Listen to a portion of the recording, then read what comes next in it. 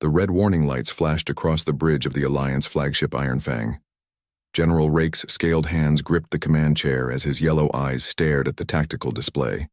The massive shape on the screen made his blood run cold, even though he had seen it many times before. The Devastator. "How many ships this time?" Rake asked, his voice low and rough like grinding stone. 17 of ours, sir," replied his communications officer, a thin creature with blue skin and 4 arms. "The enemy has only 1 ship, as always." Rake's claws scraped against the metal armrest. 17 ships destroyed by a single vessel. It seemed impossible, but the Devastator had been doing the impossible for 3 years now. The kilometer-long dreadnought moved through space like death itself, crushing entire fleets without taking serious damage. Admiral Vex. Rake whispered the name like a curse. The Keith Empire's greatest commander had earned his nickname, the Butcher of Worlds, by destroying everything in his path. 17 star systems had fallen to his ship, billions of lives lost, entire civilizations wiped out. Commander Nova's crystalline form appeared on the main screen, her body glowing with soft blue light. She was calling from her ship Frostblade, positioned 3 sectors away. Her people came from Glacialis, where the ice storms could freeze metal in seconds. "General Rake," Nova's voice sounded like wind chimes in a storm. "The scouts report the Devastator is moving toward the Helix Nebula. This could be our chance." Rake nodded slowly. The Helix Nebula was perfect for an ambush. The gas clouds would hide their ships until the last moment. They had been planning this attack for months.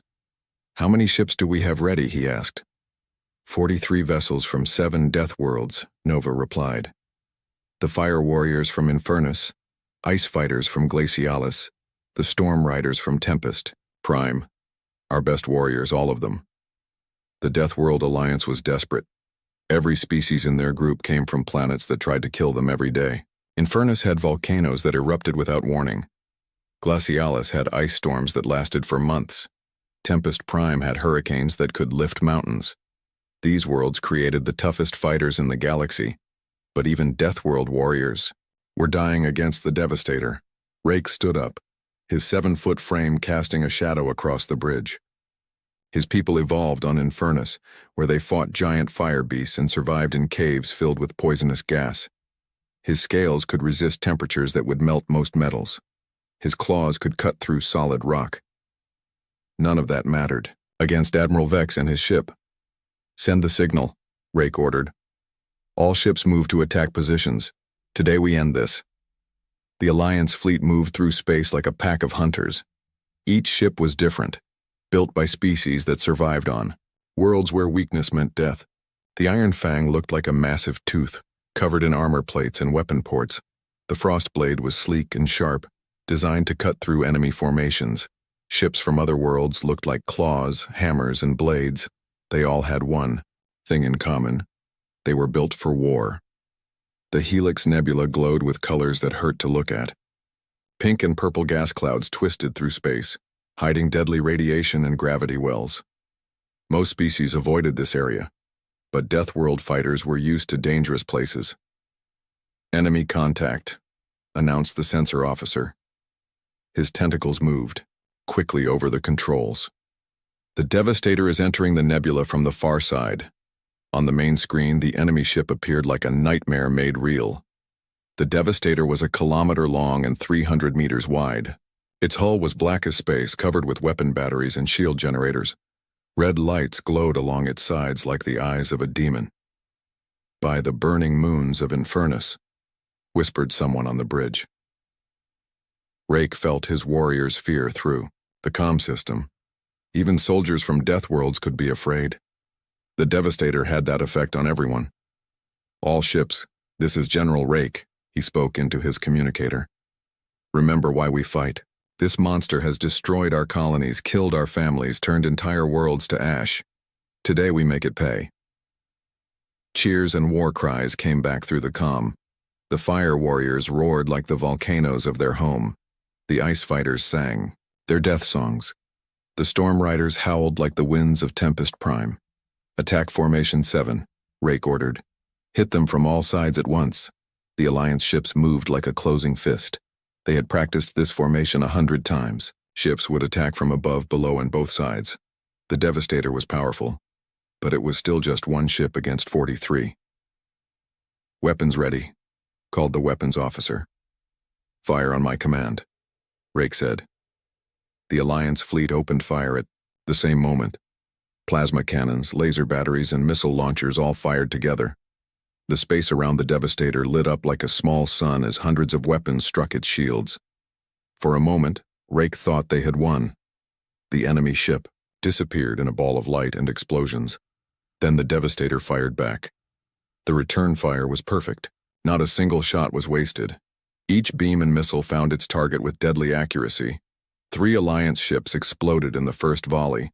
5 more lost their shields and started spinning out of control. How is that possible? Nova's voice crackled over the comm. "Our sensors showed their shields were down." Admiral Vex's voice cut through all other communications, cold and calm. "Deathworld animals, you fight like the beasts you are. No strategy, no intelligence, just fury and desperation." The Devastator moved through the Alliance formation like a shark through a school of fish. Its weapons fired in perfect patterns, each shot planned to cause maximum damage. The enemy ship's shields seemed to absorb everything the Alliance threw at them. More ships died. The firestorm from Infernus exploded when its reactor was hit. The ice hammer from Glacialis broke in half, its crew screaming over the comm before the signal went dead. "Pull back," Rake ordered, but it was too late. The Devastator had moved into the perfect position. Its main guns, massive weapons that could crack moons, turned toward the center of the Alliance formation. The blast lit up the entire nebula. When the light faded, 12 more Alliance ships were gone. "Retreat! All ships retreat!" Rake shouted. The surviving Alliance vessels fled in different directions, hoping to confuse their enemies' targeting systems. The Devastator could have chased. Them could have finished them all. Instead, it just watched them run. Admiral Vex's voice followed them into the darkness. "Tell your leaders, animals. Tell them that Admiral Vex is coming for all of them. The Keth Empire will rule this galaxy, and your pathetic Alliance will burn." Hours later, the survivors gathered at their secret base on asteroid Omega-7. Of the 43 ships that attacked the Devastator, only 16 made it back. Almost 2,000 warriors were dead. Rake sat in the command center, staring at the casualty reports. His strongest fighters, his best ships, his carefully planned attack, all useless against one enemy vessel. "Sir," called the communications officer, "long-range sensors are picking up something strange." "What now?" Rake asked, too tired to care. "A ship, sir, coming from the unexplored regions. The signal is unusual." Commander Nova's image appeared on the screen. "General, are you seeing this? The ship appears to be from a previously unknown world." Rake looked at the sensor data. The approaching vessel was small, primitive-looking compared to the advanced ships of the Alliance or the Keth Empire. Its technology seemed basic, almost crude. What world could have built such a thing? Nova wondered. The communications officer looked up from his console. "Sir, we're receiving a transmission from the unknown ship. They're requesting permission to dock. They say they're from a planet called Earth." Rake had never heard of Earth. Neither had anyone else in the command center. But after their defeat at the hands of the Devastator, he was willing to listen to anyone. "Grant them permission," he said. "At this point, what do we have to lose?"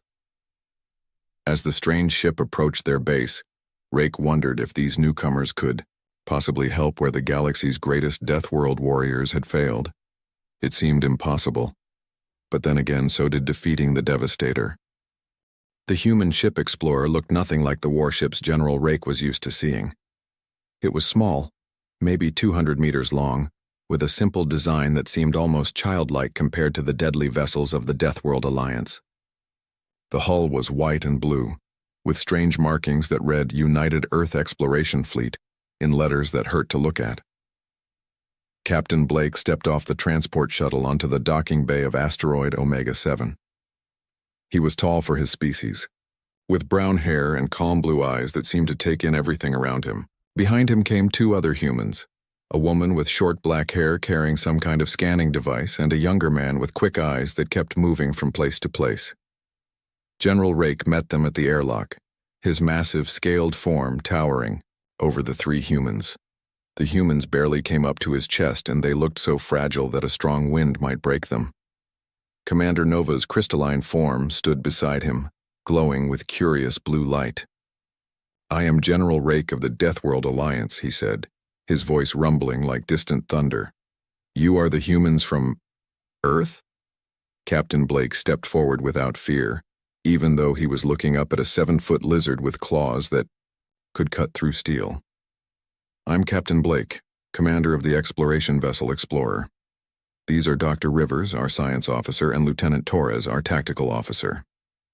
Dr. Rivers smiled and raised her scanning device. "Fascinating. Your species evolved from reptilian ancestors, didn't you? And you..." She turned to Commander Nova. "Are you silicon-based? The crystal formation is beautiful." Commander Nova's form flickered with surprise. Most species were either afraid or respectful when they first met her. This human seemed genuinely excited. "You are very small," General Rake observed. "And your ship is primitive. What kind of Deathworld could have produced such fragile beings?" "Lieutenant," Torres laughed, a sound that echoed strangely in the metal corridor. "Fragile? Sir, you should see Earth during hurricane season, or when the volcanoes in the Ring of Fire decide to wake up, or when the glaciers start moving. Your world has all of these dangers?" Nova asked, her voice chiming with interest. "Oh, that's just the natural disasters," Dr. Rivers said, still scanning everything around her. "Wait until you hear about the wars." General Rake led them to the main briefing room, where holographic displays showed the damage from their recent battle. Broken ships, casualty lists, tactical analyses, all proof of their failure against the Devastator. "This is our enemy," Rake explained, bringing up an image of the massive dreadnought. "The Devastator, commanded by Admiral Vex of the Keth Empire. For 3 years, this one ship has destroyed everything we send against it." Captain Blake studied the display with intense focus. His eyes moved over every detail: the ship's design, its weapon placements, its shield generators. "How many times have you fought it?" "7 major battles," Commander Nova replied. "Each time we lose more ships than we can afford." "And it fights the same way every time?" Lieutenant Torres asked, leaning forward in his chair. "What do you mean?" Rake asked. "Does Admiral Vex use the same tactics? Same formations? Same attack patterns?" Nova's crystal form pulsed with confusion. "He is a brilliant commander. His tactics are always perfect." "Perfect," Torres repeated, glancing at Captain Blake. "Sir, can we see recordings of the battles?" For the next 4 hours, the humans studied every piece of data the Alliance had on the Devastator. They watched battle recordings, analyzed weapon patterns, and examined shield configurations.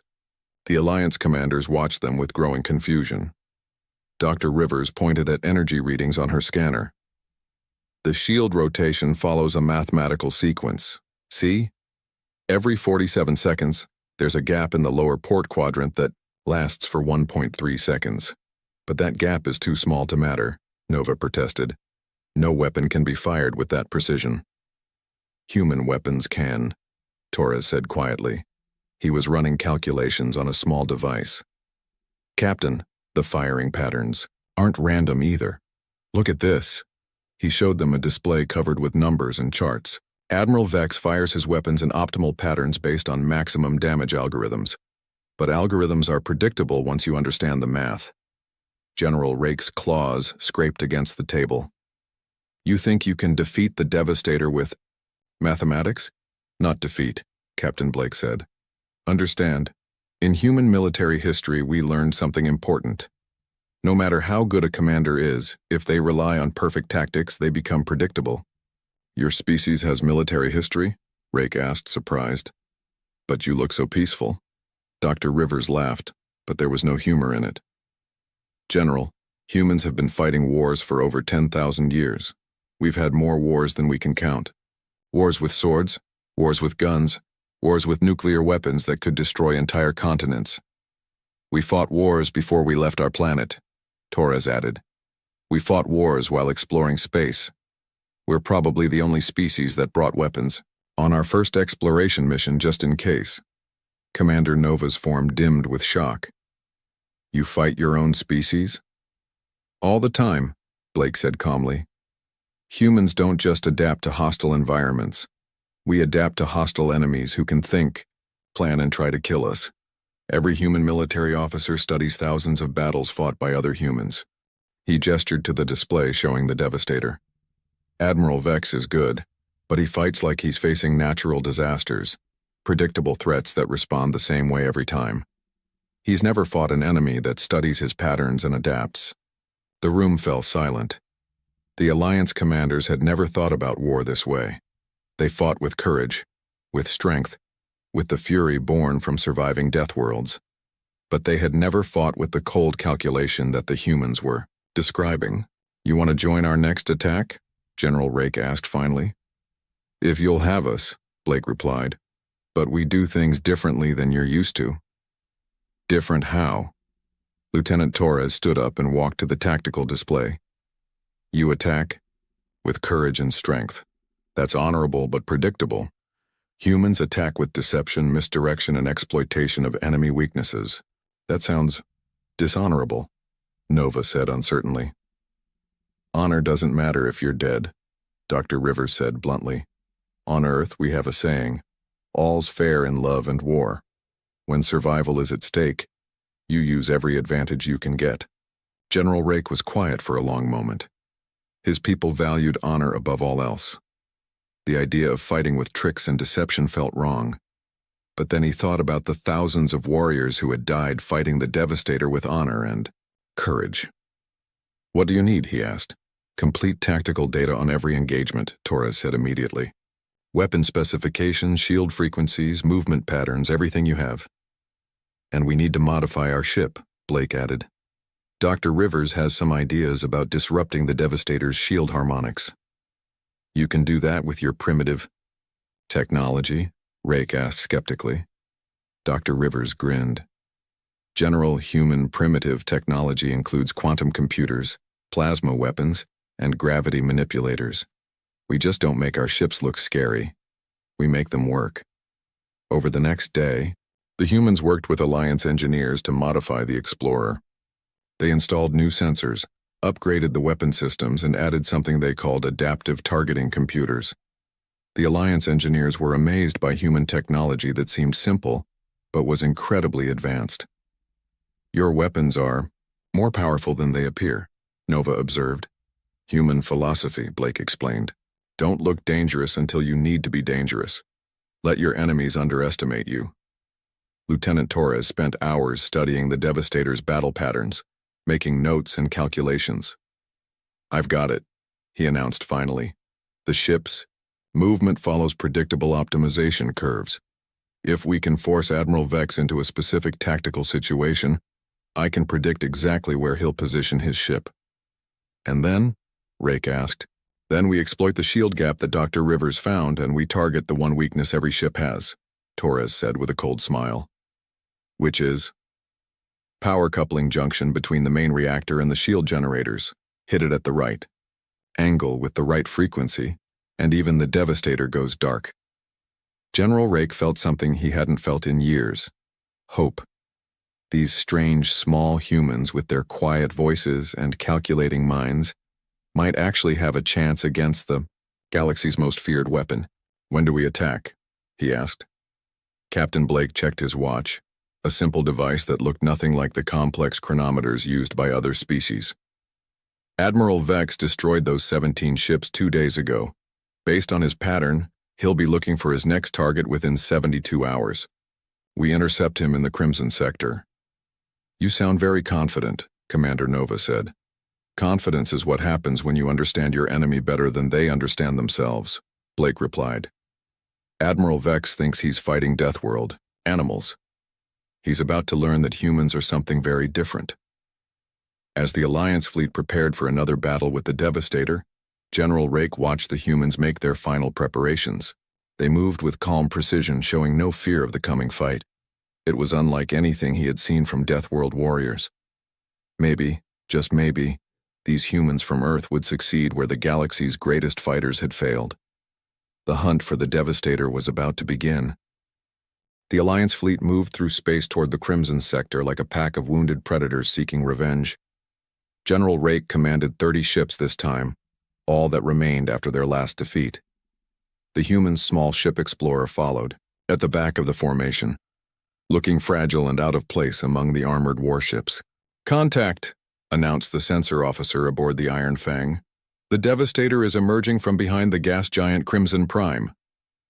On the main screen, Admiral Vex's massive dreadnought appeared like death itself, a kilometer of black metal bristling with weapons, moving with the confidence of a predator that had never truly been challenged.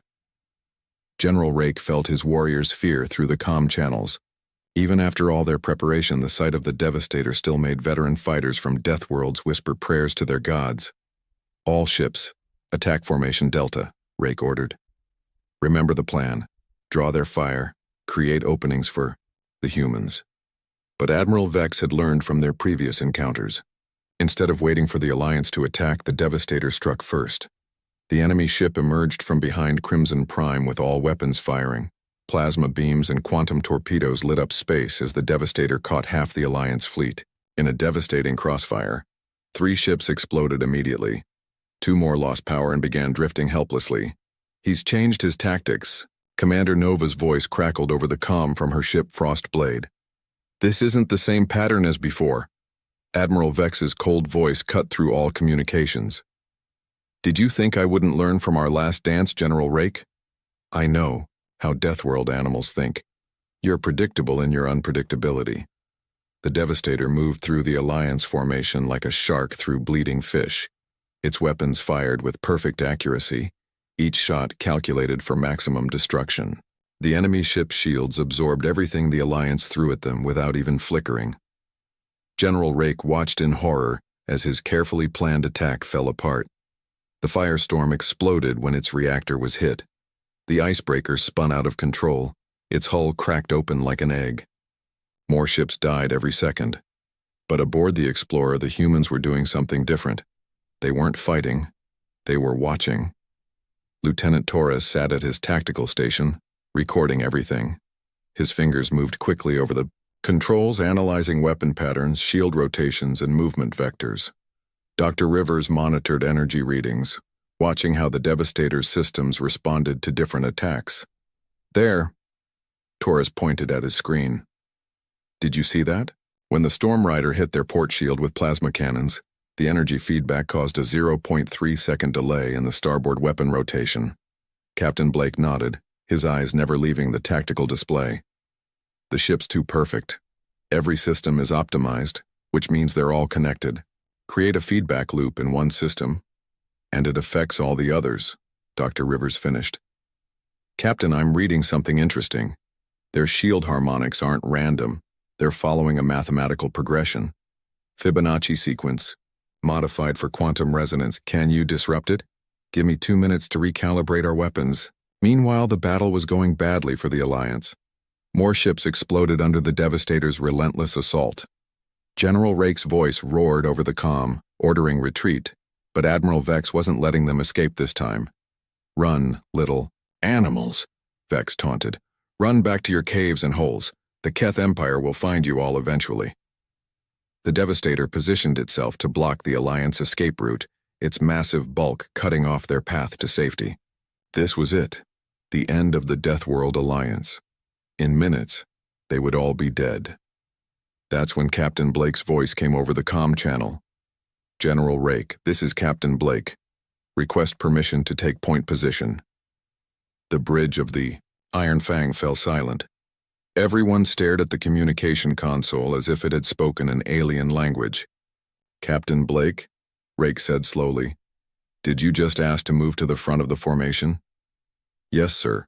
We're ready to engage the enemy." Commander Nova's crystal form flickered with disbelief on the screen. "Captain, that's suicide. Your ship is tiny compared to the Devastator. Sometimes small is better." Blake replied calmly.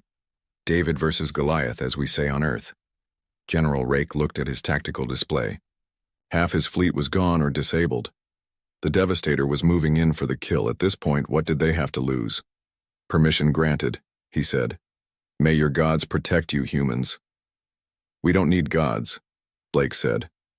We have math.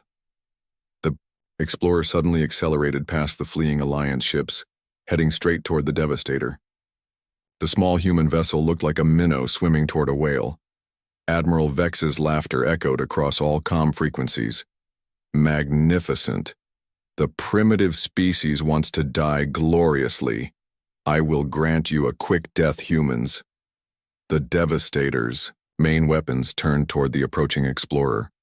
Massive plasma cannons that could vaporize a small moon locked onto the human ship.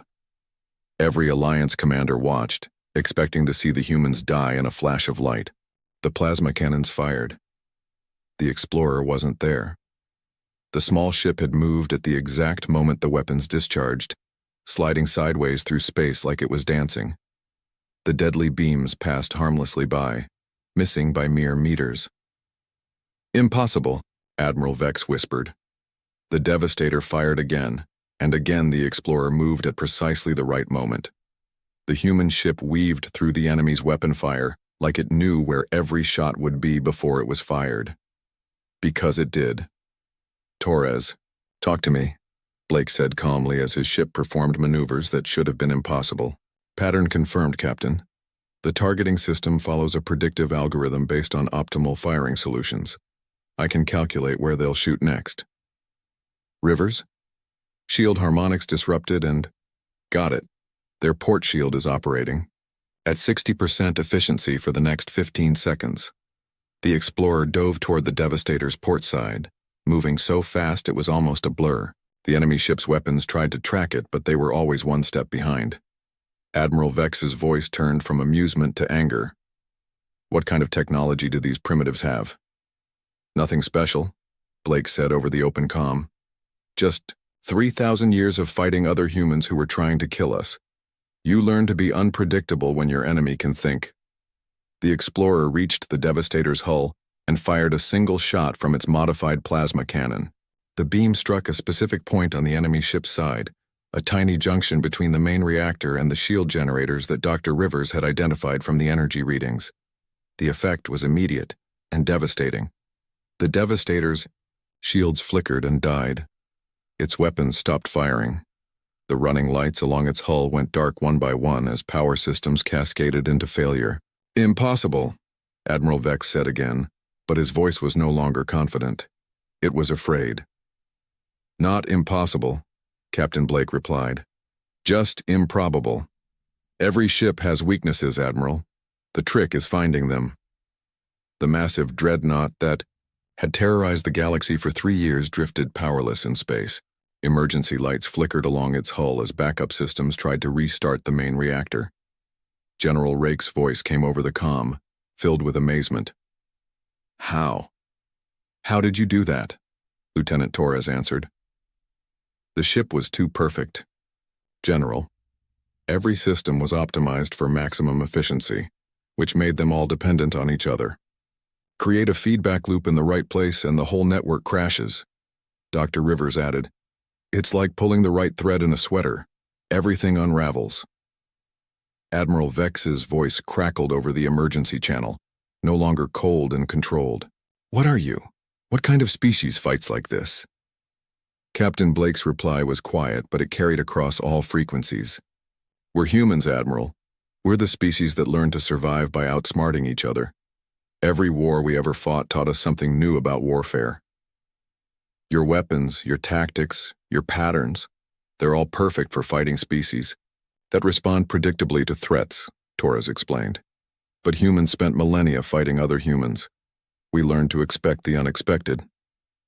The Alliance fleet slowly moved closer to the disabled Devastator. General Rake couldn't believe what he was seeing. The galaxy's most feared warship, the vessel that had destroyed 17 star systems, was floating helpless because 3 humans in a small ship had found a weakness no one else had noticed. Prepare boarding parties, Rake ordered. We take Admiral Vex alive. As Alliance ships surrounded the powerless dreadnought, Commander Nova's voice came over the comm. Captain Blake, how did your species learn to fight this way? Blake was quiet for a moment before answering. Commander, most species in the galaxy had to learn to survive their environment.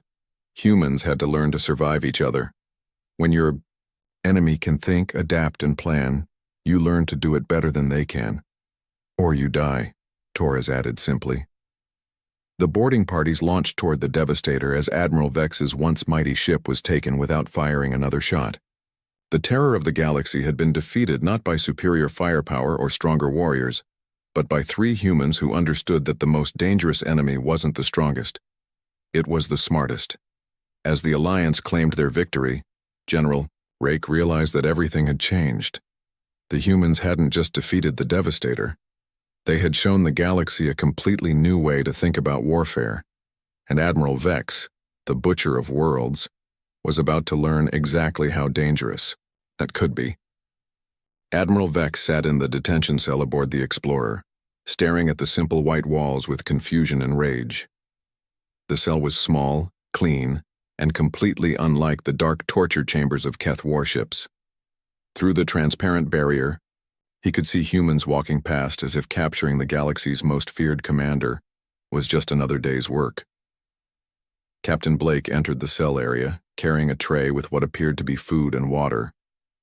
He set it down on the small table and sat across from the Keith Admiral. "You're feeding me?" Vex asked, his voice rough with disbelief. "Standard procedure for prisoners of war," Blake replied calmly. "Geneva Convention, Earth military law. Even enemies deserve basic dignity." Vex laughed bitterly.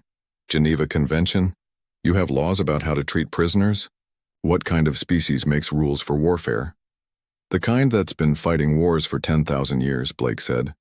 "We learned that treating prisoners well often gets you better information than torture, and sometimes former enemies become allies." The Keth Admiral leaned back in his chair, studying the human across from him. Blake was smaller than any warrior Vex had ever met, with no visible weapons or armor.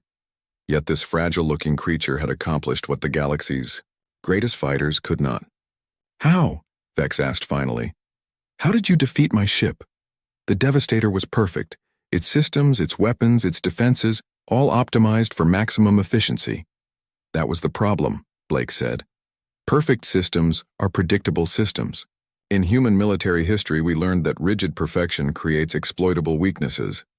Dr. Rivers entered the room, carrying her scanner and a tablet full of data. "Admiral, may I ask you something? How long have the Keth been a spacefaring species?" 3,000 years, Vex replied suspiciously. "We conquered 200 worlds in that time." "And how many wars has your species fought?" Vex looked confused. "Wars? We fought conquests. We overwhelmed primitive species with superior technology and firepower. There were no wars, only victories." Dr. Rivers exchanged a glance with Captain Blake. "That explains a lot. Captain, the Keth have never actually fought a war. They've only fought massacres." Lieutenant Torres joined them, bringing up a holographic display of battle formations. "Admiral Vex, can you tell me why you positioned your ship exactly 15.7 kilometers from the gas giant's gravity well during our last battle?" "Optimal firing position," Vex answered automatically. "Maximum weapon effectiveness while maintaining shield integrity and escape route availability." "Optimal according to what?" "Military algorithms. Mathematical calculations for perfect tactical positioning." Torres nodded. "And you always follow these algorithms?" "Of course. They ensure victory with minimum risk." "That's why we beat you," Torres said simply. "Your tactics aren't really tactics. They're mathematical formulas. Once we understood the math, we could predict everything you would do." Vex's scaled face darkened with anger. "Impossible. Keth military science is the most advanced in the galaxy. Our algorithms account for every variable, every possibility. Every possibility except an enemy that doesn't follow the rules," Blake said. "Admiral, let me tell you about human warfare."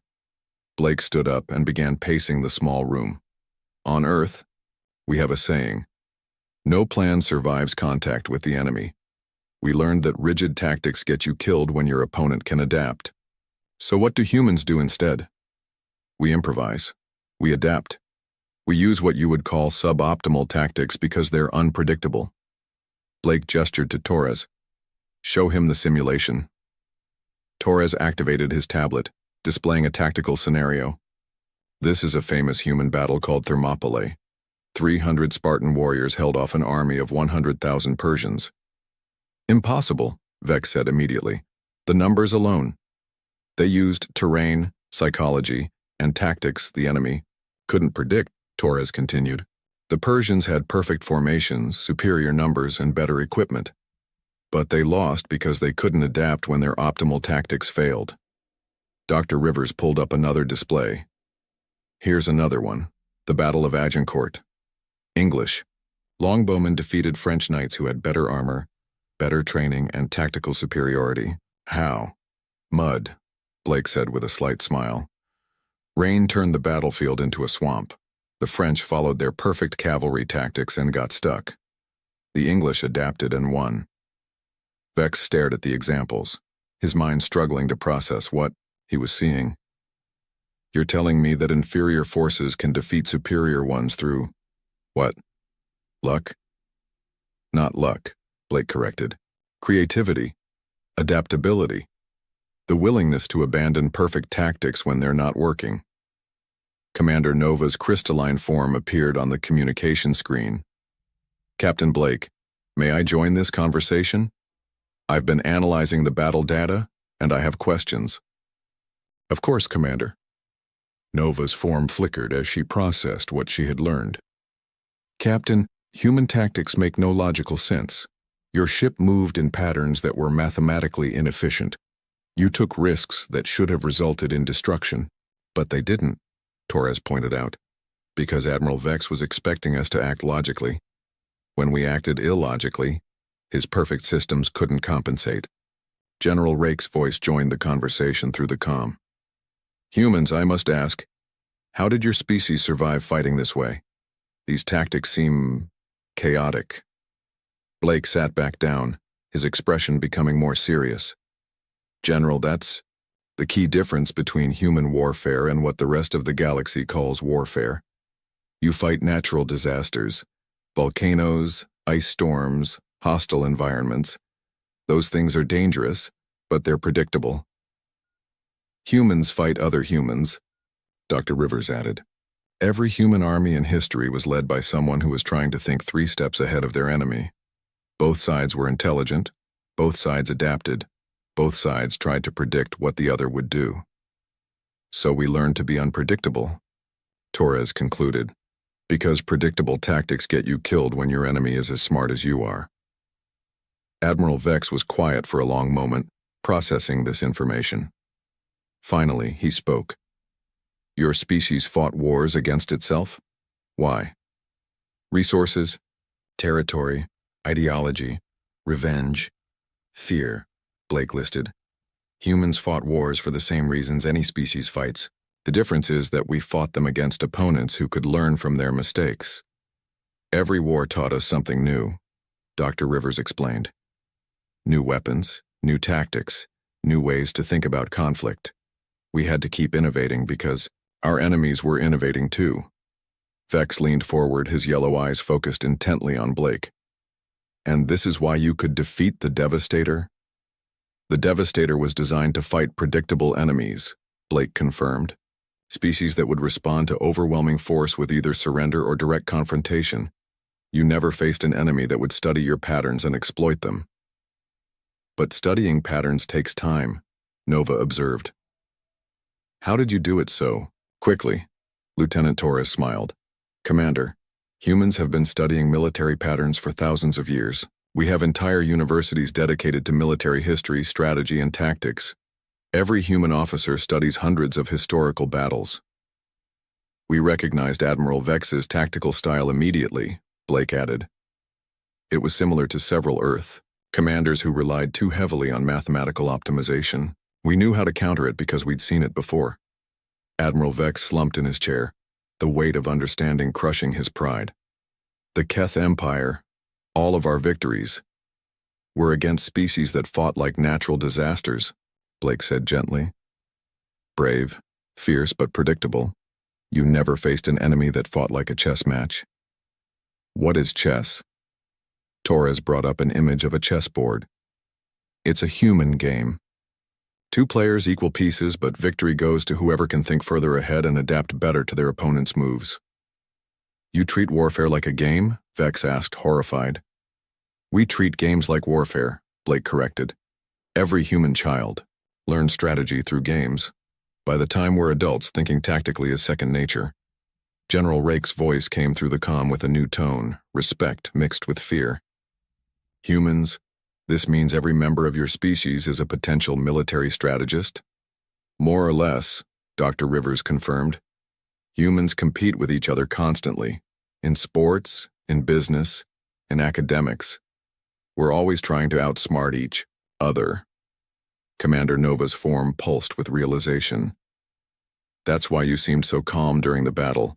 You weren't experiencing combat for the first time. You were playing a game you'd played your entire lives. Exactly, Blake said.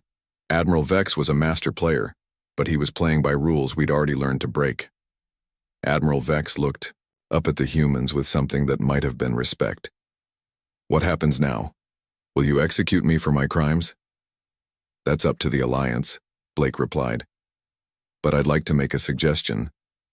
The Keth Empire will send more ships when they learn about the Devastator. You could help us prepare for them. Help you? Help the enemies who destroyed my ship? Help us end a war that doesn't need to be fought, Blake said. Admiral, you're an intelligent military mind. You could learn human tactics, adapt them to Keth strengths, work with us instead of against us.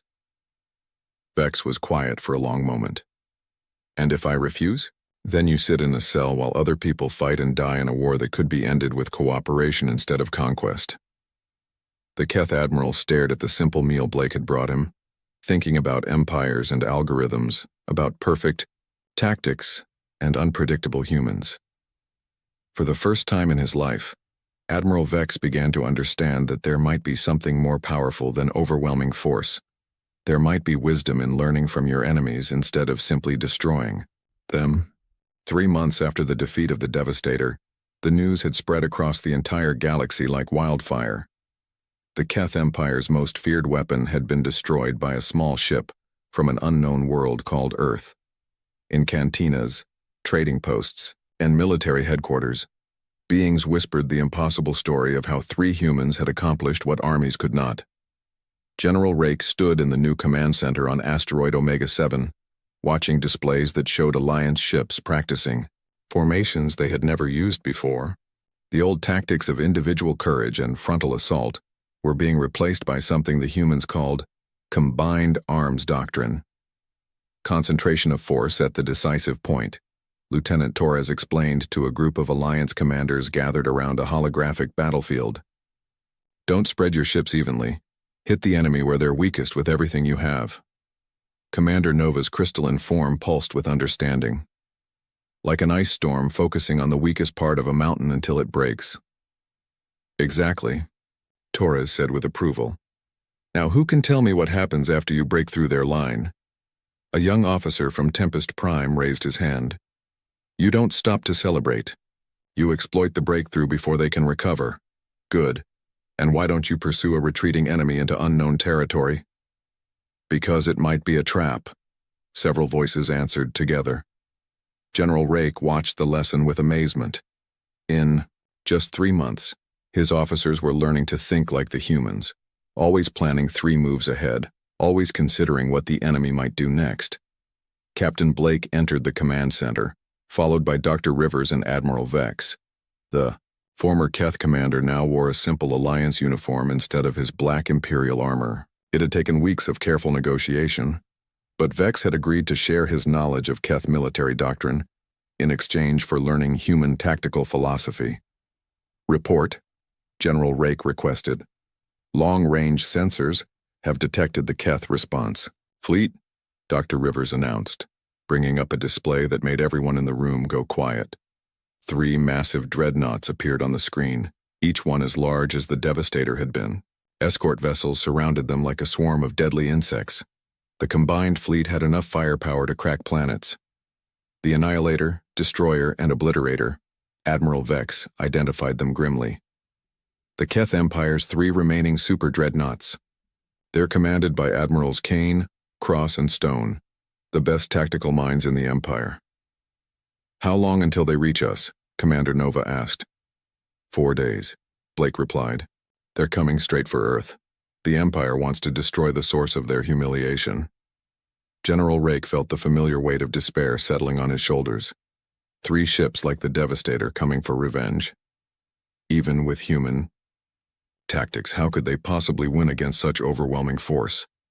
"How many ships do we have?" he asked. 67 Alliance vessels, Torres reported, plus the human exploration fleet, another 12 ships that arrived from Earth last week. 79 ships against 3 super dreadnoughts and their escorts, Rake calculated. "The odds are impossible." Admiral Vex stepped forward. "General, the odds are only impossible if you fight like the old Alliance, but if you fight like humans..." "What do you mean?" Captain Blake activated the tactical display, showing the Sol system where Earth orbited its yellow star. "We're not going to meet them in open space, we're going to make them come to us on ground of our choosing." "The asteroid belt," Dr. Rivers added, highlighting the region between Mars and Jupiter. "Millions of rocks, ice chunks, and metal fragments. Perfect for an ambush." Lieutenant Torres brought up detailed formations. "Human naval doctrine calls it defense in depth. We don't try to stop them at the edge of the system. We let them come in, then hit them from all sides when they're committed." Commander Nova studied the plan with growing excitement. "Like avalanche tactics on Glacialis. Let the enemy enter the danger zone, then bring the mountain down on them.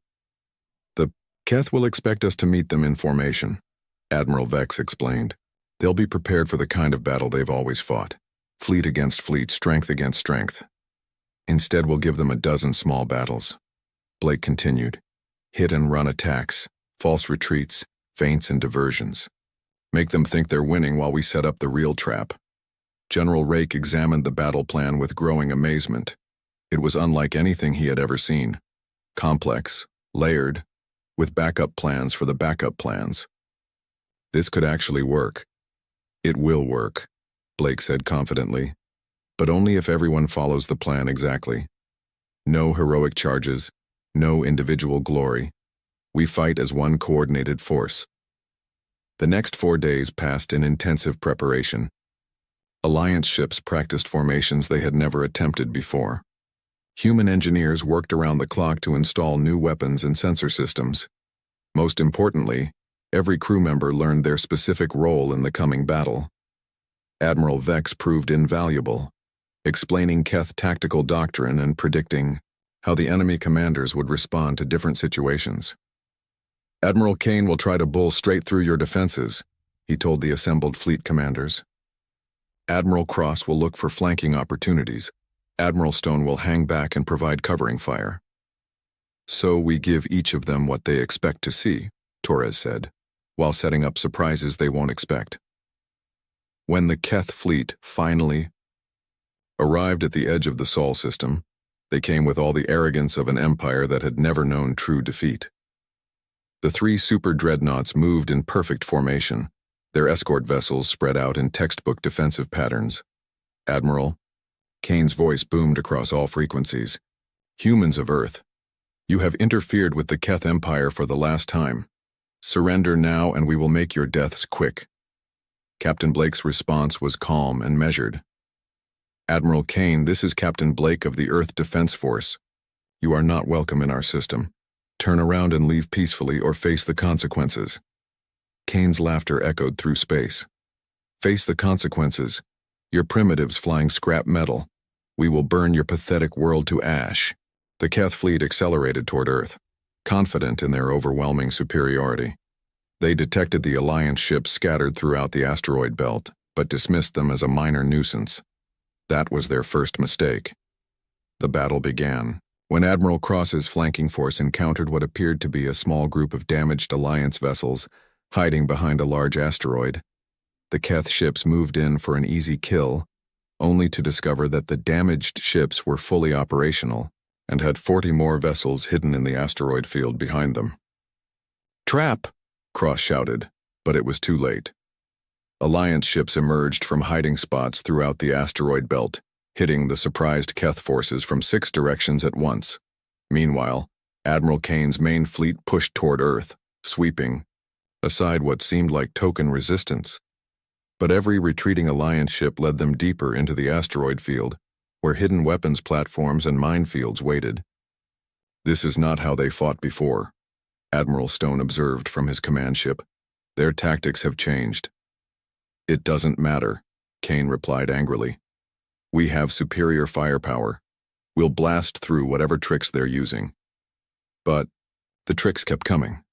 False sensor readings led Keth ships into ambushes. Holographic projectors made single ships look like entire fleets.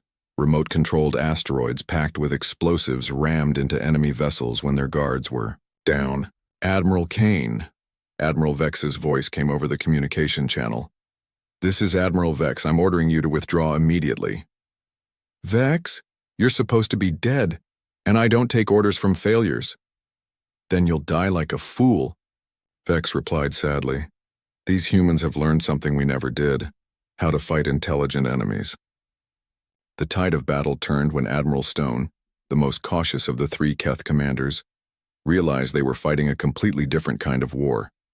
His tactical analysis showed that every Keth move had been predicted and countered. "Kane, Cross, we need to retreat," he transmitted urgently. "This isn't a battle, it's an execution." But Kane's pride wouldn't let him accept defeat. He ordered his flagship Annihilator to make a direct assault on Earth itself, hoping to force the Alliance into a conventional battle. The human response was swift and devastating. Not one ship, but the entire Alliance fleet emerged from hiding throughout the solar system. They had been waiting, positioned according to mathematical calculations that predicted exactly where Kane would go. The Annihilator found itself surrounded by 79 ships firing in perfect coordination. Its mighty shields, designed to withstand anything the galaxy could throw at them, collapsed under the precisely focused assault. Admiral Kane's last transmission was filled with disbelief. "How did you know? How did you predict our every move?" Captain Blake's answer was simple. "Because we've been fighting wars like this for thousands of years, Admiral. You're just learning." In the aftermath, as the surviving Keth ships surrendered or fled, the galaxy realized that everything had changed. The Deathworld Alliance hadn't just defeated the Keth Empire, they had revolutionized warfare itself. General Rake stood on the bridge of his flagship, watching human ships rescue survivors from damaged Keth vessels. Even their enemies were treated with respect and dignity. "What happens now?" Commander Nova asked. Captain Blake looked out at the stars, where news of their victory was already spreading to 1,000 worlds. "Now the galaxy learns that there's a better way than conquest and domination. We teach them what we've learned, that the strongest weapon isn't the biggest gun or the thickest armor." "What is it then?" Admiral Vex asked quietly. Dr. Rivers smiled. "The ability to understand your enemy better than they understand themselves, and the wisdom to make them your friend instead of your victim." As the reformed Galactic Council convened on Earth for the first time in history, beings from across the galaxy came to learn from the humans. They wanted to understand how a species from a single world had changed the balance of power not through conquest, but through teaching others to think. And in the depths of space, where new threats always waited, the galaxy now had something it had never possessed before. An alliance that fought not just with courage and strength but with intelligence and unity. The humans had given the galaxy something more valuable than victory. They had given it hope for a future where wars could be won through wisdom rather than destruction. The age of the Deathworld Alliance had begun, and the galaxy would never be the same. The small human ship Horizon drifted through the dark void of space, its metal hull gleaming under the light of distant stars. Commander Alex Reed stood on the bridge, watching the vast emptiness through the main window. His crew of 12 had been traveling for 8 months, farther from Earth than any human had ever gone before. "Sir, we're picking up something on the scanners," called out navigator Kate Morgan from her station. Her fingers moved quickly across the control panel, her face lit by the blue glow of the screens. Alex walked over to look at the readings. Strange. Energy signatures were showing up on their sensors, unlike anything they had seen before. What do you think it is? Unknown, Commander, but it's big, and it's moving toward us fast. Engineer Tom Parker looked up from his repair work near the back of the bridge. Could be space debris, maybe from an old asteroid collision. Before anyone could respond, the ship's warning alarms began to sound. Red lights flashed across the bridge as Dr. Lisa Hayes rushed to her science station. Multiple contacts approaching, she shouted over the noise. They're not natural objects. These are ships, Commander. Alien ships. Alex felt his heart pound in his chest. This was it. After years of wondering if humans were alone in the universe, they finally had their answer. Everyone to battle stations. Kate, try to establish communication. The main screen flickered to life, showing 5 massive vessels approaching the horizon. They were unlike anything human engineers had ever imagined. The ships looked like giant insects made of dark metal, with long spikes and glowing red sections along their hulls. Incoming transmission, Kate announced. The screen changed to show the interior of one of the alien ships. A creature that looked like a mix between a lizard and a spider sat in what appeared to be a command chair. Its 4 arms moved independently as it operated controls, while 6 yellow eyes focused on the camera. I am General Crix of the Vorthak Empire, the creature spoke in a voice that sounded like grinding metal. You have entered our territory without permission. Alex stepped forward, trying to appear calm despite his racing pulse. I am Commander Alex Reed of the human vessel Horizon. We come in peace. We didn't know this space belonged to anyone. General Crix made a sound that might have been laughter. Humans. We have heard whispers of your kind from the outer rim, primitive beings who have barely learned to leave their home world. We're explorers, Alex replied. We're just trying to learn about the galaxy. Your exploring ends here, Crix said, his eyes narrowing. Surrender your vessel immediately. You will be taken for questioning and your ship will be studied. Alex looked around at his crew. They were scared, but he could see determination in their faces. I'm sorry, but we can't do that. We have families to return to. Then you will be destroyed. Crix replied without emotion. This is the price of defying the Vorthak Empire. The transmission ended, and Alex immediately turned to his crew. All hands, prepare for combat. Tom, how are our weapons? Functional but basic, sir, Tom replied, wiping sweat from his forehead. Our lasers might scratch their paint, but those ships are armed with things we've never seen before. Chief Engineer Mike Stone's voice came over the communication system from the engine room. Commander, I'm reading massive power buildup from their weapons. Whatever they're planning to hit us with, our shields won't stop it. Alex gritted his teeth. They were outgunned and outnumbered, but they weren't going to give up without a fight. Fire everything we've got at their lead ship. The Horizon unleashed its small arsenal of laser weapons. Bright beams of light streaked across space toward the alien vessels. The attacks hit their targets but seemed to have no effect on the thick alien armor. Their turn, Kate said quietly. The alien ships responded with weapons that looked like lightning made of green fire. The energy bolts struck the Horizon with tremendous force, causing the entire ship to shake violently. Lights flickered on and office systems struggled to handle the damage. Hull breach in Section 4, Mike's voice crackled through the speakers. We're losing atmosphere fast. Alex ran toward the damaged area with Tom and Dr. Hayes following close behind. When they reached Section 4, they found a hole in the ship's wall large enough for a person to crawl through. Space was visible through the gap, and emergency systems were working overtime to prevent all their air from escaping. We need to seal this now, Tom said, grabbing emergency repair tools from a nearby storage unit. If we lose much more atmosphere, we won't make it back to Earth. As Tom worked to close the breach, another energy bolt from the alien ship struck nearby. The impact threw him against the damaged wall, and a sharp piece of twisted metal cut deep into his arm. Blood began flowing freely from the wound, dripping onto the ship's steel framework around the hole. Tom! Dr. Hayes rushed to help him, pressing cloth against the cut to stop the bleeding. But something strange was happening where Tom's blood had touched the metal. The steel around the breach began to glow with a soft blue light. The glow spread outward from each drop of blood, and the metal itself seemed to be moving. What the hell? Tom stared at the wall in amazement. The hole in the ship's hull was closing by itself. The steel was flowing like liquid, filling in the gaps and sealing the breach. Within minutes, the wall looked as if it had never been damaged at all.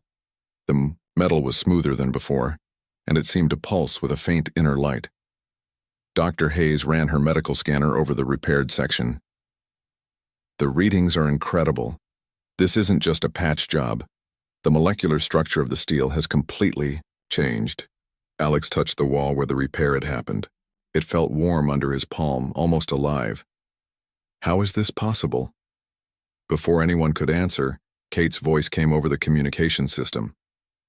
Commander, you need to see this. The aliens are backing away from us. They rushed back to the bridge, where the main screen showed the Vorthak ships moving to a safer distance. General Crix appeared on the screen again, but his expression had changed. The confidence was gone, replaced by something that looked like concern. What kind of technology do you possess? Crix demanded. Our sensors detected massive energy readings from your vessel. Alex decided to bluff. That's classified information, General. Crix's 6 eyes moved independently as he studied the human commander. This encounter is not over, human. The Vorthak Empire will learn your secrets. The alien ships began to turn away, but before they could leave completely, Mike's voice came from the engine room. Commander, we're about to lose main power. If we don't jump to hyperspace now, we'll be stuck here. Do it, Alex ordered. The horizon vanished in a flash of light, leaving the Vorthak ships alone in space. General Crix stared at the empty area where the human vessel had been, his mind racing, with questions about what he had witnessed. The horizon drifted silently through a field of floating rocks, hidden from any passing ships. Commander Alex Reed had ordered the emergency hyperspace jump to take them to this remote asteroid belt, far from the Vorthak patrol routes. The ship's engines were quiet now, running on minimal power to avoid detection. How long until we can make repairs? Alex asked Chief Engineer Mike Stone, who was studying damage reports on his tablet. At least 2 days, maybe 3. Mike replied, wiping grease from his hands. The alien weapons did more damage than we first thought. But sir, there's something else you need to see. Alex followed Mike through the ship's corridors to Section 4, where the hull breach had mysteriously sealed itself. Other crew members had gathered there, including Dr. Lisa Hayes and Navigator Kate Morgan. They all stared at the wall where Tom Parker's blood had touched the metal. It's still changing, Dr. Hayes said, holding her scanner toward the repaired section. The molecular structure is completely different from the rest of the ship. Tom Parker sat nearby, his injured arm wrapped in bandages. I can feel it, he said quietly. It sounds crazy, but I swear I can feel the metal somehow. Alex knelt down and touched the wall. The steel felt warm and seemed to pulse gently under his palm. What exactly happened here, Doc? Dr. Hayes pulled up readings on her scanner's display. When Tom's blood made contact with the steel, it triggered some kind of reaction. But this isn't just healing or repair work. The metal has actually evolved into something entirely new. Evolved? Kate asked, moving closer to examine the wall. The atomic structure has changed at the most basic level, Dr. Hayes explained. It's still steel, but it's steel that can think, react, and adapt. I've never seen anything like it in all my years of studying materials. Mike ran his own tests with engineering equipment. The strength of this section is now 3 times greater than the original hull. It's also conducting energy more efficiently and seems to be connected to our ship's main system somehow. Alex stood up, trying to process what he was hearing. Are you saying Tom's blood did this? Not just any blood, Dr. Hayes said, excitement growing in her voice. It has to be human blood, and it needs to be exposed to certain types of cosmic radiation that we've encountered out here in deep space. The combination creates a catalyst that transforms steel alloys. Tom looked at his bandaged arm. So, my blood can change metal? All human blood can, under the right conditions, Dr. Hayes replied. But the really incredible part is what the metal becomes afterward. She pressed her hand against the transformed wall section. Immediately, the metal began to glow brighter, and thin lines of light spread outward from her touch. It responds to human contact, she said. It's like the metal recognizes us now. Mike pulled out a small piece of regular steel from his toolkit. Let's test this theory. He pricked his finger with a sharp tool and let a few drops of blood fall onto the metal piece. At first, nothing happened. Then, slowly, the steel began to change. It became smoother, and a faint glow appeared around the edges. Incredible, Alex whispered. But why is this happening? Dr. Hayes had been thinking about this question for hours. I believe it's related to human evolution. For thousands of years, we've been using tools and working with metals. Maybe this is the next step. Instead of just using tools, we're learning to bond with them. Bond with them? Kate asked. Think about it, Dr. Hayes continued. Humans are the only species we know of that can transform raw materials into complex machines. We've been doing it for so long that maybe our blood has developed this ability to enhance metals. Tom stood up and walked over to the transformed wall section. When he placed his hand against it, the entire area lit up like a control panel. I can sense the ship's systems through this, he said with wonder. I know where every damaged component is located, and I can feel what needs to be repaired. Mike's eyes widened. That's impossible. How can you interface with the ship's computer through metal? It's not the computer, Tom replied. It's the metal itself. It's become some kind of bridge between human consciousness and machine systems. Alex felt a chill run down his spine.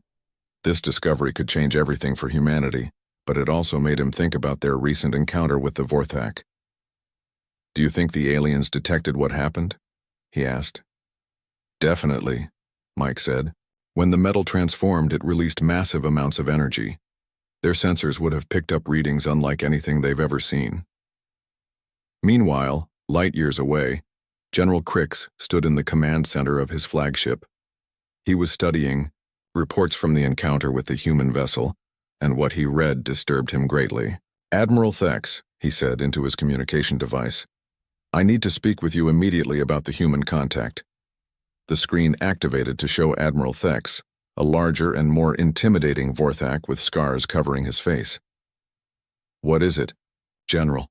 I heard you let a primitive human ship escape. Sir, they are not primitive, Crix replied. During our engagement, their vessel displayed technology beyond our understanding. Our sensors detected energy readings that should be impossible for a ship of that size. Admiral Thex's forearms moved restlessly. Explain.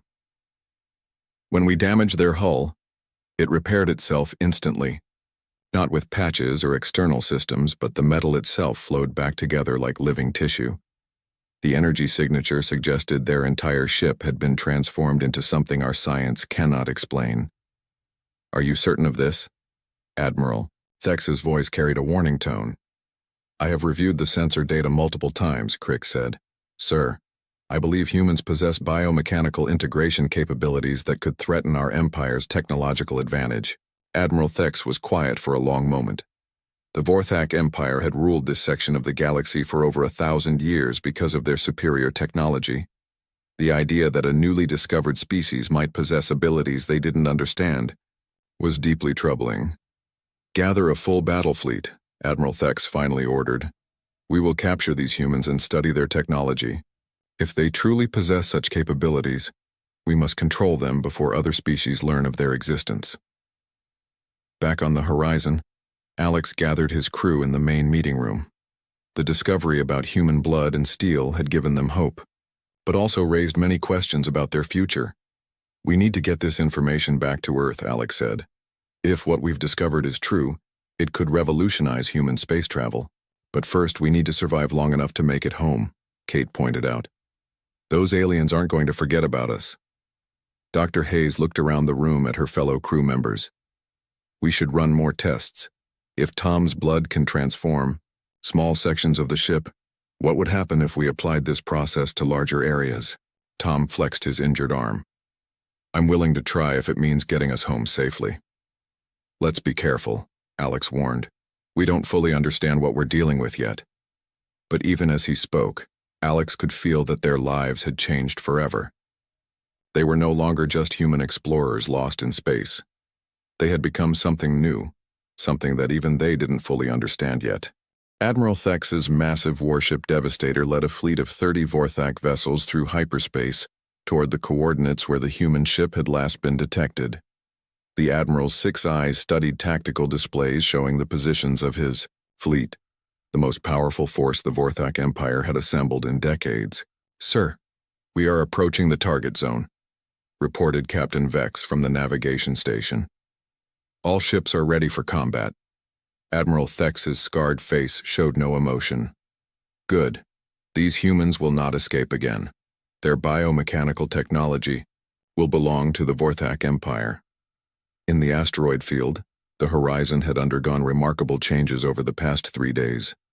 What had started as a small repair with Tom Parker's blood had grown into something incredible. More crew members had volunteered to contribute their blood to transform different sections of the ship. Commander Alex Reed walked through corridors that no longer looked entirely human-made. The walls had a smooth, organic quality that seemed to pulse with life. Thin lines of blue light ran along the metal surfaces like veins carrying energy throughout the ship. "Status report," Alex said as he entered the bridge. Chief Engineer Mike Stone turned from his station, his face showing amazement even after days of witnessing the changes. "Sir, the ship's power efficiency has increased by 400%. The hull can now repair itself automatically, and our speed capabilities have doubled." Dr. Lisa Hayes looked up from her medical station, which had also been transformed by contact with human blood. "The integration is accelerating. The ship seems to be learning from each modification we make." Navigator Kate Morgan placed her hand on her transformed control panel. Immediately, streams of data flowed through her mind as she connected directly with the ship's navigation systems. "I can sense hyperspace routes that our old computers couldn't detect," she said with wonder. "It's like the ship is showing me shortcuts through space itself." Tom Parker, his arm now fully healed thanks to the ship's new abilities, monitored the engineering systems through direct contact with the metal walls. "Something's coming," he said suddenly. "The ship is detecting multiple contacts approaching. Our position." Alex felt his stomach drop. "The Vorthak?" "Has to be," Kate said, her hand still connected to the navigation controls. 31 ships, all heavily armed. They'll be here in less than an hour." Dr. Hayes ran calculations on her transformed computer system. "Against those odds, even with our improvements, we don't stand a chance in conventional combat." Alex looked around at his crew. They had all changed during the past few days, becoming something more than they had been before. Their connection to the ship made them work as a single unit in ways that seemed impossible. "Maybe we don't need conventional combat," he said slowly. "Tom, how much of the ship has been transformed?" "About 60%, Tom replied. "But sir, if we could transform the remaining sections, that would require a lot more blood," Dr. Hayes warned. "More than we can safely give." Mike stepped forward. "What if we don't have a choice? If those aliens capture us, they'll study our technology and use it against other humans." One by one, the crew members nodded their agreement. They understood the risks, but they also understood what was at stake. "All right," Alex said. "Let's do this, but carefully. We need to stay conscious enough to fight." Over the next 30 minutes, each crew member contributed more blood to transform the remaining sections of the horizon. As the final areas changed, something extraordinary happened. The ship's consciousness seemed to awaken fully. Alex could feel the ship's awareness in his mind. It knew every system, every weapon, every structural component. More than that, it could anticipate what was needed before any human could think of it. "Fleet contact in 10 minutes, Kate announced, though she no longer needed to look at screens to know this information. The Vorthak fleet dropped out of hyperspace in a perfect attack formation. Admiral Thex studied the sensor readings of the human ship and frowned. The energy signatures were even stronger than General Crix had reported. "What is that thing?" Captain Vex asked, staring at the main screen. The horizon no longer looked like the simple exploration vessel it had once been. Its hull flowed and shifted like liquid metal, constantly changing shape. Sections of the ship seemed to grow and shrink as needed, and the entire vessel pulsed with blue energy. "It doesn't matter what it looks like," Admiral Thex said. "Surround it, full weapons power." The Vorthak ships moved into position, completely encircling the transformed human vessel. Their plasma cannons charged up, ready to disable the ship without destroying it completely. "Fire," Admiral Thex commanded. Dozens of energy bolts struck the horizon from all directions, but instead of causing damage, something incredible happened.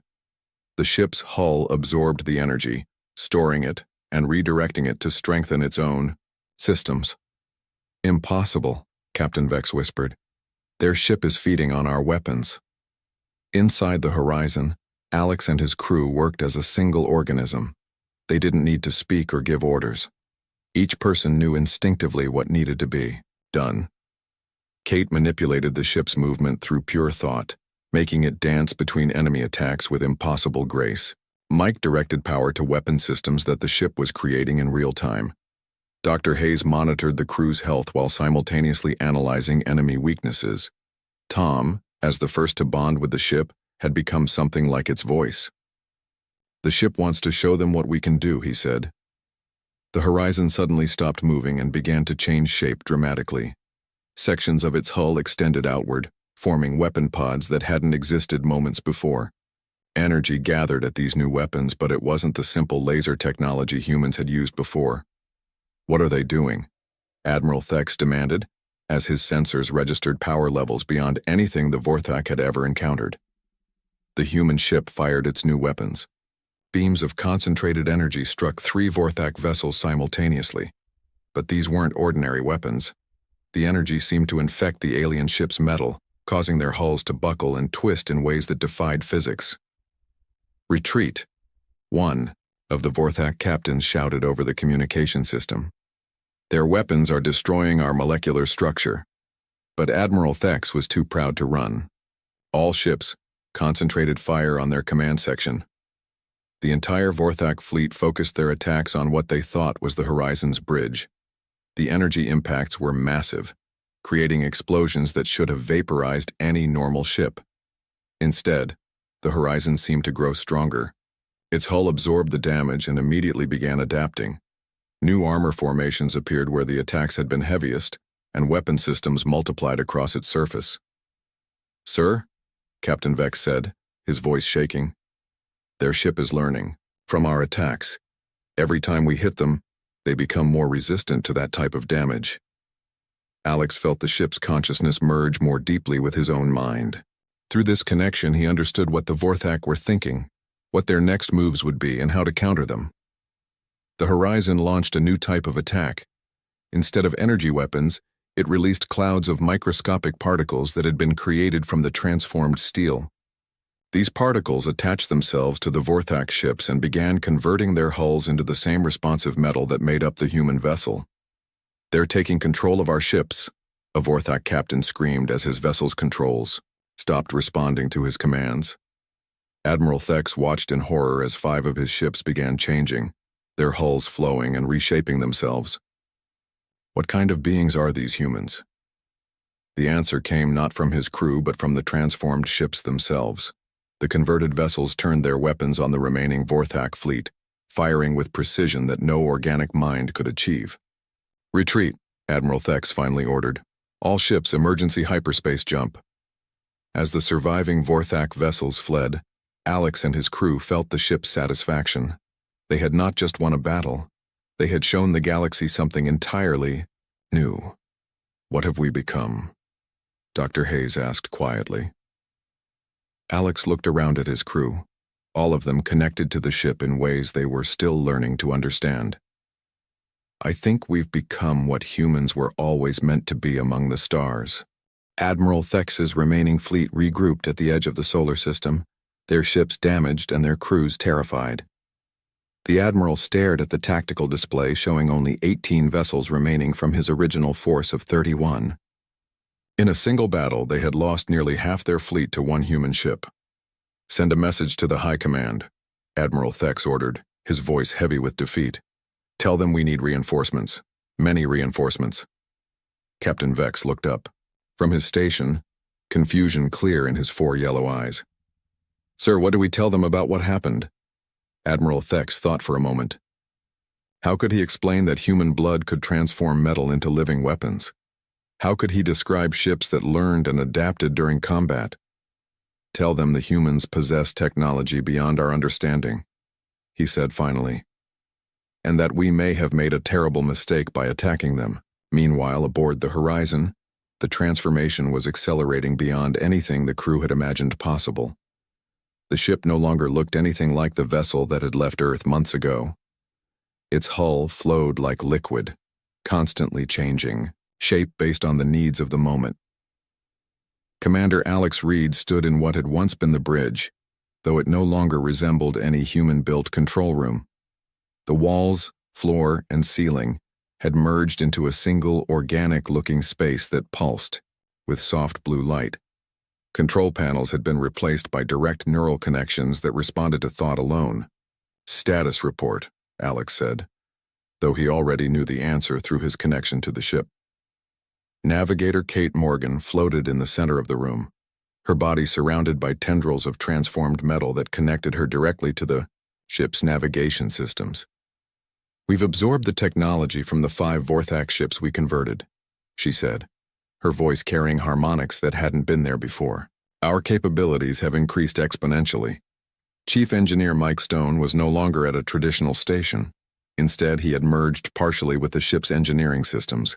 His consciousness spread throughout the vessel's network. The ship is growing new sections on its own, he reported. It's creating weapons and systems that we never designed. Dr. Lisa Hayes studied readings that appeared directly in her mind rather than on screens. Our crew's physiology is changing too. We're becoming more efficient, stronger, and our minds are processing information faster than should be humanly possible. Tom Parker, who had been the first to bond with the ship, had changed the most. His skin had taken on a slight metallic sheen, and he could interface with any system on the ship through touch alone. The ship is trying to tell us something, he said. It wants to go home. Home? Alex asked. You mean Earth? No, Tom replied, his eyes glowing with the same blue light as the ship's systems. It wants to find other ships like itself, other human vessels that can be transformed.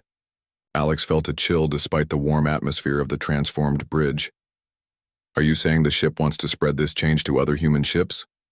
Not wants, Tom corrected. Needs. This is how we're supposed to evolve. The ship understands, something we don't yet. Before Alex could respond, alarms began sounding throughout the vessel, but these weren't the harsh electronic warnings of their old systems. Instead, the ship communicated danger through gentle pulses of light and direct thoughts shared with the crew. Multiple fleets approaching, Kate announced. Not just Vorthak. I'm detecting ships from at least 4 different alien species. The main display, which was now a 3-dimensional hologram that appeared in the air, showed dozens of vessels converging on their position. The Galactic Council had mobilized a combined fleet to deal with what they saw as a new threat to their established order. Incoming transmission, Mike reported.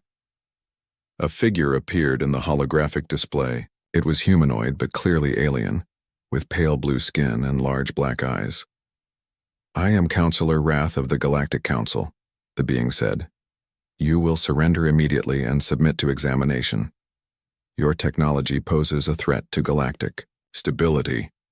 Alex stepped forward, though his movement caused ripples of light to flow through the ship's organic walls. We are peaceful explorers. We have no intention of threatening anyone. Your ship has already demonstrated its ability to convert other vessels to your cause, Counselor Wrath replied. This cannot be allowed to spread. Surrender now, or face the combined might of the Galactic Alliance. The transmission ended, and Alex looked around at his crew. They were no longer entirely human, but they were still his people, still his responsibility. Options? He asked. We could run, Kate suggested. The ship is faster than anything they have. Running won't solve the problem, Dr. Hayes pointed out. They'll just keep hunting us and eventually they'll find Earth. Tom placed his hand against the nearest wall and the ship's consciousness flowed through his mind. The ship has another idea, he said. It wants to show them what we've become, but not through violence. What do you mean? Alex asked. Instead of fighting them, we demonstrate, Tom explained. We show them that this evolution isn't about conquest. It's about survival and growth. The combined alien fleet began their attack, launching hundreds of missiles and energy beams at the horizon. But the human ship had learned from its previous battle. Instead of simply absorbing the attacks, it began to dance.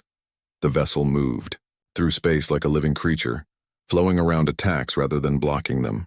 When weapons did hit, the ship used the energy to fuel rapid transformations, growing new sections and capabilities in real time.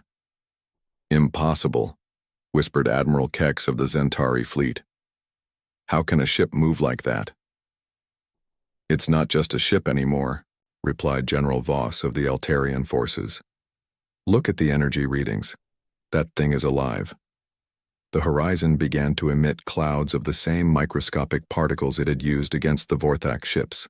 But instead of trying to convert the alien vessels, it used the particles to create a massive holographic display in space.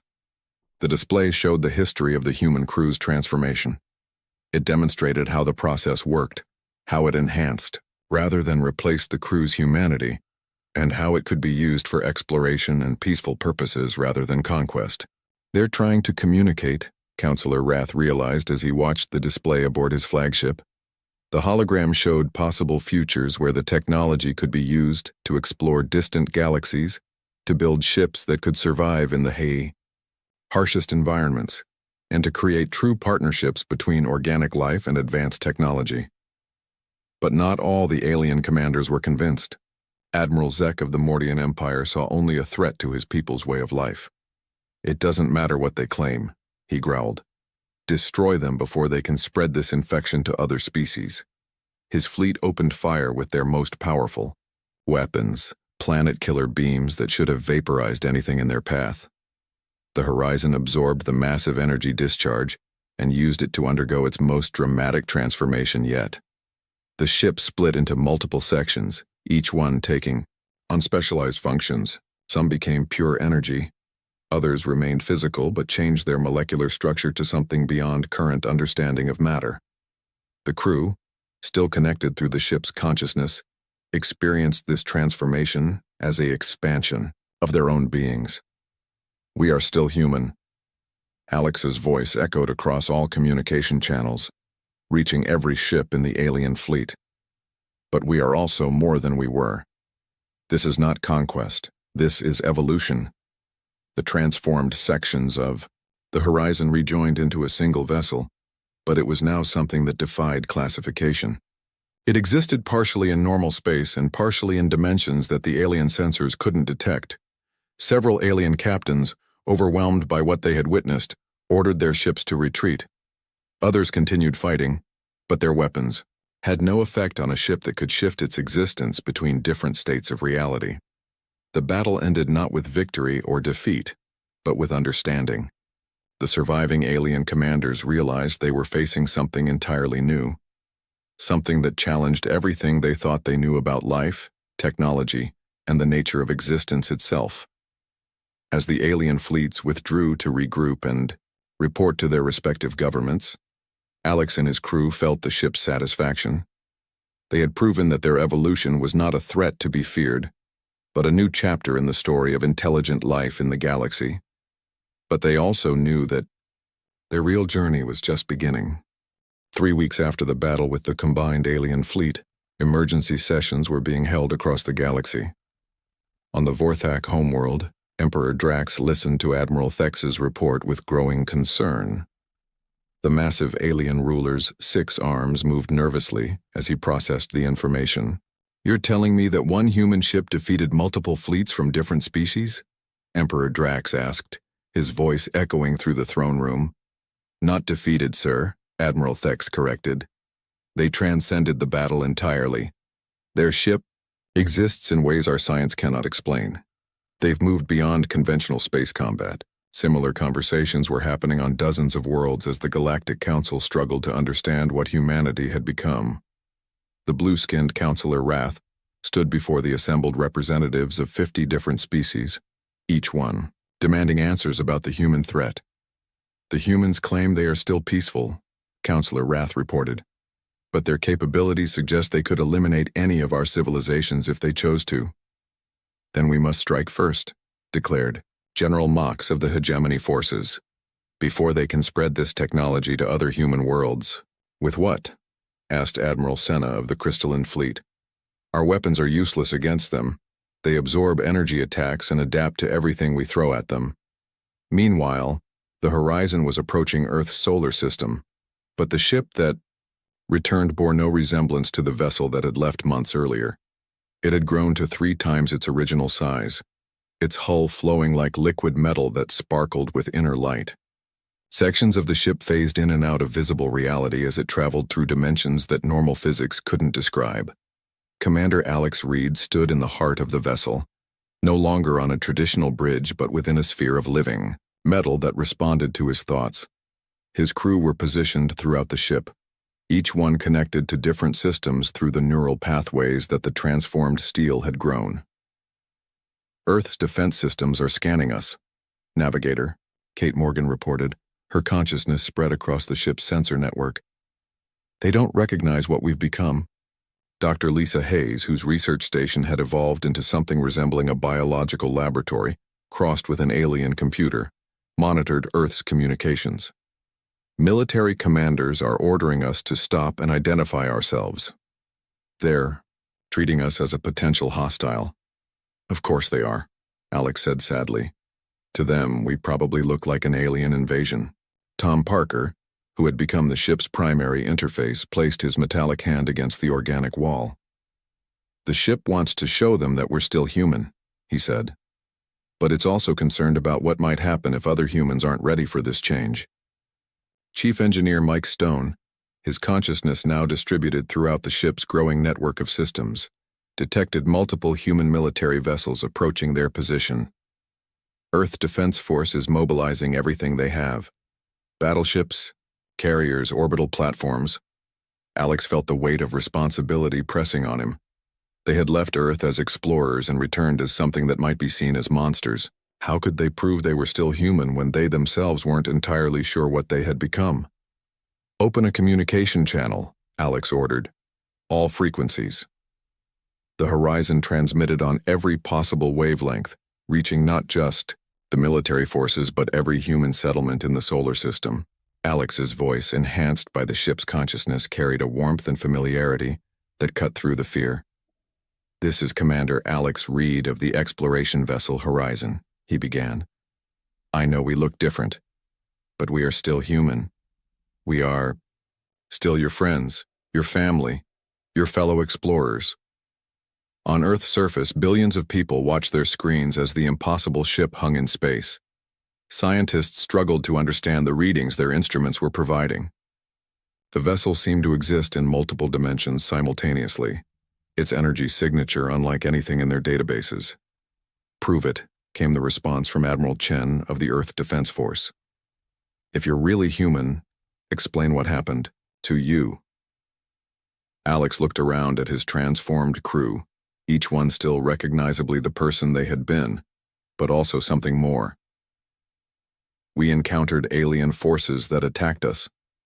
During the battle, we discovered that human blood can transform, steal into something alive, something that bonds with us. He paused, trying to find words for an experience that went beyond normal language. We didn't lose our humanity.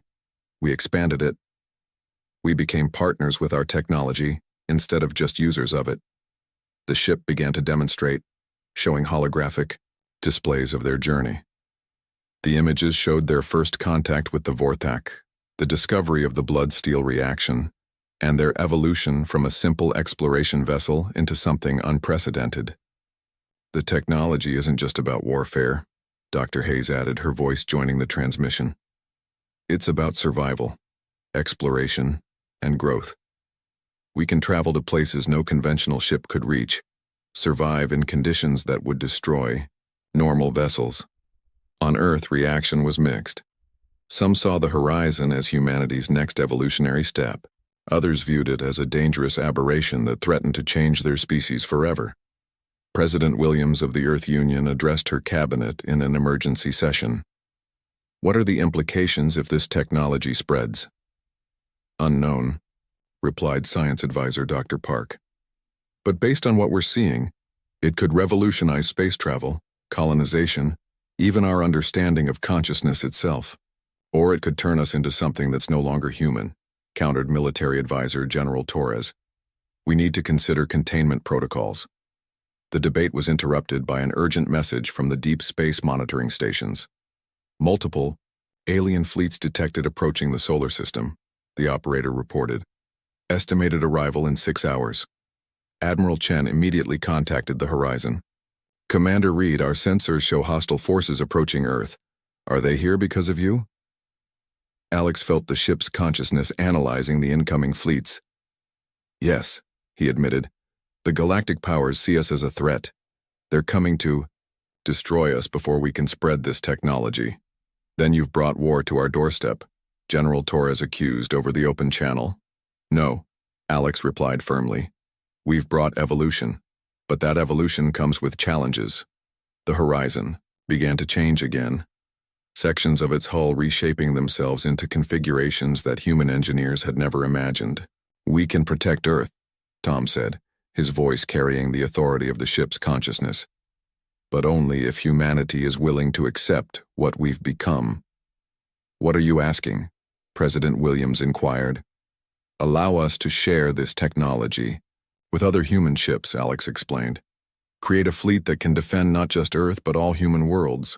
We can explore the galaxy as partners with our machines instead of slaves to them. The debate that followed was fierce. Some argued that the technology was too dangerous, that it would fundamentally change what it meant to be human. Others insisted that without it, humanity would be defenseless against the advanced alien civilizations that now saw them as a threat. As the alien fleets drew closer, the decision was made. 3 volunteer ships from Earth's Defense Force docked with the horizon. Their crews, understanding the risks, allowed their blood to transform their vessels' steel hulls. The transformation was faster this time, as the horizon had learned to guide the process. Within hours, 4 evolved ships hung in Earth's orbit, their hulls gleaming with organic light, their crews enhanced by neural connections to living metal. When the alien fleets arrived, they found not a single unusual vessel, but the beginning of a new kind of spacefaring civilization. The battle that followed wasn't won through superior firepower, but through demonstration of humanity's new symbiotic relationship with technology. General Crix, leading the Vorthak contingent, watched in amazement as the human ships moved through, space like living creatures adapting and evolving in real time to meet each challenge. Perhaps, he transmitted to his fleet, we have been thinking about this wrong. These humans haven't become our enemies.